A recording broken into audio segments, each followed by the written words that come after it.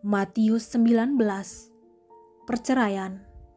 Setelah Yesus selesai dengan pengajarannya itu, berangkatlah ia dari Galilea dan tiba di daerah Yudea yang di seberang sungai Yordan. Orang banyak berbondong-bondong mengikuti dia, dan ia pun menyembuhkan mereka di sana. Maka datanglah orang-orang Farisi kepadanya untuk mencobai dia. Mereka bertanya, apakah diperbolehkan orang menceraikan istrinya dengan alasan apa saja? Jawab Yesus, tidakkah kamu baca bahwa Ia yang menciptakan manusia sejak semula menjadikan mereka laki-laki dan perempuan? Dan firman-Nya, sebab itu laki-laki akan meninggalkan ayah dan ibunya dan bersatu dengan istrinya, sehingga keduanya itu menjadi satu daging. Demikianlah mereka bukan lagi dua, melainkan satu. Karena itu, apa yang telah dipersatukan Allah tidak boleh diceraikan manusia. Kata mereka kepadanya, jika demikian, apakah sebabnya Musa memerintahkan untuk memberikan surat cerai jika orang menceraikan istrinya? Kata Yesus kepada mereka, karena ketegaran hatimu, Musa mengizinkan kamu menceraikan istrimu, tetapi sejak semula tidaklah demikian. Tetapi aku berkata kepadamu, barang siapa menceraikan istrinya kecuali karena zina, lalu kawin dengan perempuan lain, ia berbuat zina. Murid-murid itu berkata kepadanya, jika demikian halnya, hubungan antara suami dan istri, lebih baik jangan kawin. Akan tetapi ia berkata kepada mereka, tidak semua orang dapat mengerti perkataan itu, hanya mereka yang dikaruniai saja. Ada orang yang tidak dapat kawin karena ia memang lahir demikian dari rahim ibunya, dan ada orang yang dijadikan demikian oleh orang lain, dan ada orang yang membuat dirinya demikian karena kemauannya sendiri, oleh karena kerajaan sorga. Siapa yang dapat mengerti, hendaklah ia mengerti. Yesus memberkati anak-anak. Lalu orang membawa anak-anak kecil kepada Yesus, supaya ia meletakkan tangannya atas mereka dan mendoakan mereka. Akan tetapi murid-muridnya memarahi orang-orang itu.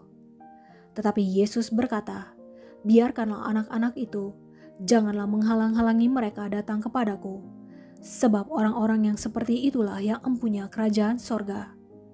Lalu ia meletakkan tangannya atas mereka, dan kemudian ia berangkat dari situ. Orang muda yang kaya.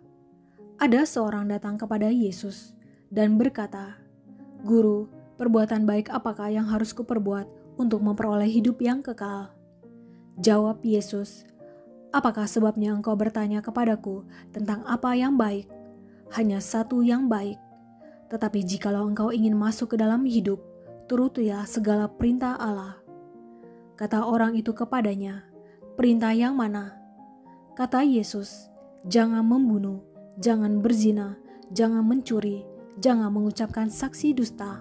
Hormatilah ayahmu dan ibumu, dan kasihilah sesamamu manusia seperti dirimu sendiri. Kata orang muda itu kepadanya, semuanya itu telah kuturuti, apalagi yang masih kurang? Kata Yesus kepadanya, jikalau engkau hendak sempurna, pergilah, jualah segala milikmu, dan berikanlah itu kepada orang-orang miskin, maka engkau akan beroleh harta di sorga. Kemudian datanglah kemari dan ikutlah aku. Ketika orang muda itu mendengar perkataan itu, pergilah ia dengan sedih, sebab banyak hartanya. Yesus berkata kepada murid-muridnya, aku berkata kepadamu, sesungguhnya sukar sekali bagi seorang kaya untuk masuk ke dalam kerajaan sorga. Sekali lagi, aku berkata kepadamu, lebih mudah seekor unta masuk melalui lubang jarum daripada seorang kaya masuk ke dalam kerajaan Allah. Ketika murid-murid mendengar itu, sangat gemparlah mereka dan berkata, jika demikian, siapakah yang dapat diselamatkan? Yesus memandang mereka dan berkata, bagi manusia hal ini tidak mungkin, tetapi bagi Allah segala sesuatu mungkin. Upah mengikut Yesus. Lalu Petrus menjawab dan berkata kepada Yesus, kami ini telah meninggalkan segala sesuatu dan mengikut Engkau. Jadi apakah yang akan kami peroleh? Kata Yesus kepada mereka, "Aku berkata kepadamu, sesungguhnya pada waktu penciptaan kembali, apabila Anak Manusia bersemayam di tatah kemuliaannya, kamu yang telah mengikut aku akan duduk juga di atas 12 tatah untuk menghakimi ke-12 suku Israel. Dan setiap orang yang karena namaku meninggalkan rumahnya, saudaranya laki-laki atau saudaranya perempuan, bapa atau ibunya, anak-anak atau ladangnya, akan menerima kembali 100 kali lipat dan akan memperoleh hidup yang kekal. Tetapi banyak orang yang terdahulu akan menjadi yang terakhir, dan yang terakhir akan menjadi yang terdahulu." Markus 10. Perceraian. Dari situ, Yesus berangkat ke daerah Yudea dan ke daerah seberang sungai Yordan, dan di situ pun orang banyak datang mengerumuni dia. Dan seperti biasa, ia mengajar mereka pula. Maka datanglah orang-orang Farisi, dan untuk mencobai Yesus, mereka bertanya kepadanya, "Apakah seorang suami diperbolehkan menceraikan istrinya?" Tetapi jawabnya kepada mereka, "Apa perintah Musa kepada kamu?" Jawab mereka, "Musa memberi izin untuk menceraikannya dengan membuat surat cerai." Lalu kata Yesus kepada mereka, "Justru karena ketegaran hatimulah, maka Musa menuliskan perintah ini untuk kamu. Sebab pada awal dunia, Allah menjadikan mereka laki-laki dan perempuan. Sebab itu, laki-laki akan meninggalkan ayahnya dan ibunya dan bersatu dengan istrinya, sehingga keduanya itu menjadi satu daging. Demikianlah mereka bukan lagi dua, melainkan satu. Karena itu, apa yang telah dipersatukan Allah tidak boleh diceraikan manusia." Ketika mereka sudah di rumah, murid-murid itu bertanya pula kepada Yesus tentang hal itu. Lalu katanya kepada mereka, "Barang siapa menceraikan istrinya, lalu kawin dengan perempuan lain, ia hidup dalam perzinahan terhadap istrinya itu. Dan jika si istri menceraikan suaminya dan kawin dengan laki-laki lain, ia berbuat zina." Yesus memberkati anak-anak. Lalu orang membawa anak-anak kecil kepada Yesus supaya ia menjamah mereka. Akan tetapi murid-muridnya memarahi orang-orang itu. Ketika Yesus melihat hal itu, ia marah dan berkata kepada mereka, "Biarkan anak-anak itu datang kepadaku, jangan menghalang-halangi mereka, sebab orang-orang yang seperti itulah yang empunya kerajaan Allah. Aku berkata kepadamu, sesungguhnya barang siapa tidak menyambut kerajaan Allah seperti seorang anak kecil, ia tidak akan masuk ke dalamnya." Lalu ia memeluk anak-anak itu dan sambil meletakkan tangannya atas mereka, ia memberkati mereka. Orang kaya sukar masuk kerajaan Allah. Pada waktu Yesus berangkat untuk meneruskan perjalanannya, datanglah seorang berlari-lari mendapatkan dia dan sambil bertelut di hadapannya ia bertanya, "Guru yang baik, apa yang harus kuperbuat untuk memperoleh hidup yang kekal?" Jawab Yesus, "Mengapa kau katakan aku baik? Tak seorang pun yang baik selain daripada Allah saja. Engkau tentu mengetahui segala perintah Allah. Jangan membunuh, jangan berzina, jangan mencuri, jangan mengucapkan saksi dusta, jangan mengurangi hak orang, hormatilah ayahmu dan ibumu." Lalu kata orang itu kepadanya, "Guru, semuanya itu telah kuturuti sejak masa mudaku." Tetapi Yesus memandang dia dan menaruh kasih kepadanya, lalu berkata kepadanya, "Hanya satu lagi kekuranganmu. Pergilah, jualah apa yang kau miliki, dan berikanlah itu kepada orang-orang miskin, maka engkau akan beroleh harta di sorga. Kemudian datanglah kemari, dan ikutlah aku." Mendengar perkataan itu, ia menjadi kecewa, lalu pergi dengan sedih, sebab banyak hartanya. Lalu Yesus memandang murid-muridnya di sekelilingnya dan berkata kepada mereka, "Alangkah sukarnya orang yang beruang masuk ke dalam kerajaan Allah." Murid-muridnya tercengang mendengar perkataannya itu, tetapi Yesus menyambung lagi, "Anak-anakku, alangkah sukarnya masuk ke dalam kerajaan Allah. Lebih mudah seekor unta melewati lubang jarum daripada seorang kaya masuk ke dalam kerajaan Allah."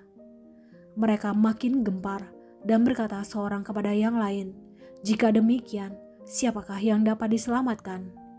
Yesus memandang mereka dan berkata, "Bagi manusia hal itu tidak mungkin, tetapi bukan demikian bagi Allah, sebab segala sesuatu adalah mungkin bagi Allah." Upah mengikut Yesus. Berkatalah Petrus kepada Yesus, "Kami ini telah meninggalkan segala sesuatu dan mengikut Engkau." Jawab Yesus, "Aku berkata kepadamu, sesungguhnya setiap orang yang karena aku dan karena Injil meninggalkan rumahnya, saudaranya laki-laki atau saudaranya perempuan, ibunya atau bapaknya, anak-anaknya atau ladangnya, orang itu sekarang pada masa ini juga akan menerima kembali 100 kali lipat rumah, saudara laki-laki, saudara perempuan, ibu, anak, dan ladang, sekalipun disertai berbagai penganiayaan. Dan pada zaman yang akan datang, ia akan menerima hidup yang kekal. Tetapi banyak orang yang terdahulu akan menjadi yang terakhir, dan yang terakhir akan menjadi yang terdahulu. Pemberitahuan ketiga tentang penderitaan Yesus. Yesus dan murid-muridnya sedang dalam perjalanan ke Yerusalem, dan Yesus berjalan di depan. Murid-murid merasa cemas, dan juga orang-orang yang mengikuti dia dari belakang merasa takut. Sekali lagi Yesus memanggil ke-12 muridnya, dan ia mulai mengatakan kepada mereka apa yang akan terjadi atas dirinya.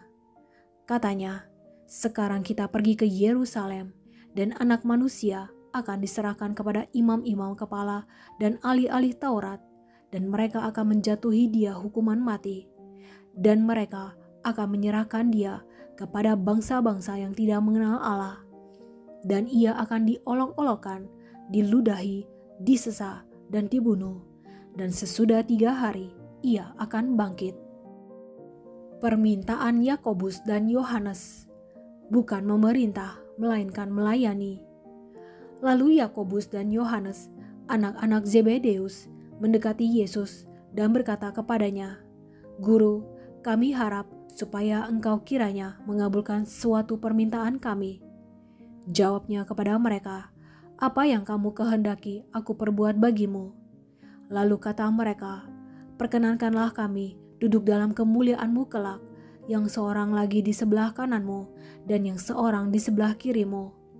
Tetapi kata Yesus kepada mereka, "Kamu tidak tahu apa yang kamu minta. Dapatkah kamu meminum cawan yang harus kuminum dan dibaptis dengan baptisan yang harus kuterima?" Jawab mereka, "Kami dapat." Yesus berkata kepada mereka, "Memang kamu akan meminum cawan yang harus kuminum dan akan dibaptis dengan baptisan yang harus kuterima. Tetapi hal duduk di sebelah kananku atau di sebelah kiriku, aku tidak berhak memberikannya. Itu akan diberikan kepada orang-orang bagi siapa itu telah disediakan." Mendengar itu, ke-10 murid yang lain menjadi marah kepada Yakobus dan Yohanes. Tetapi Yesus memanggil mereka lalu berkata, "Kamu tahu bahwa mereka yang disebut pemerintah bangsa-bangsa memerintah rakyatnya dengan tangan besi, dan pembesar-pembesarnya menjalankan kuasanya dengan keras atas mereka. Tidaklah demikian di antara kamu.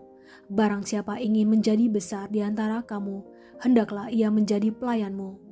Dan barang siapa ingin menjadi yang terkemuka di antara kamu, hendaklah ia menjadi hamba untuk semuanya.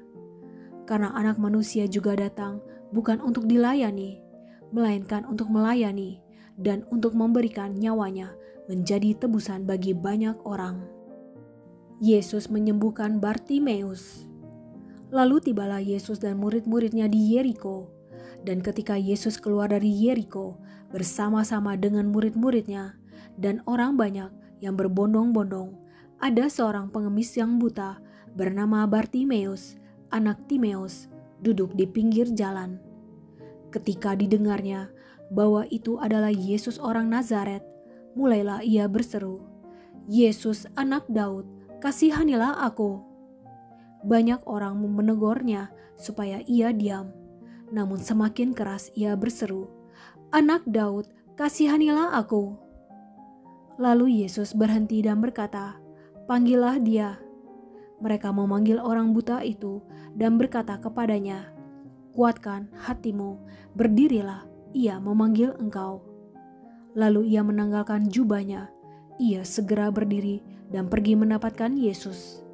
Tanya Yesus kepadanya, "Apa yang kau kehendaki supaya aku perbuat bagimu?" Jawab orang buta itu, "Rabuni, supaya aku dapat melihat." Lalu kata Yesus kepadanya, "Pergilah, imanmu telah menyelamatkan engkau." Pada saat itu juga melihatlah ia, lalu ia mengikuti Yesus dalam perjalanannya.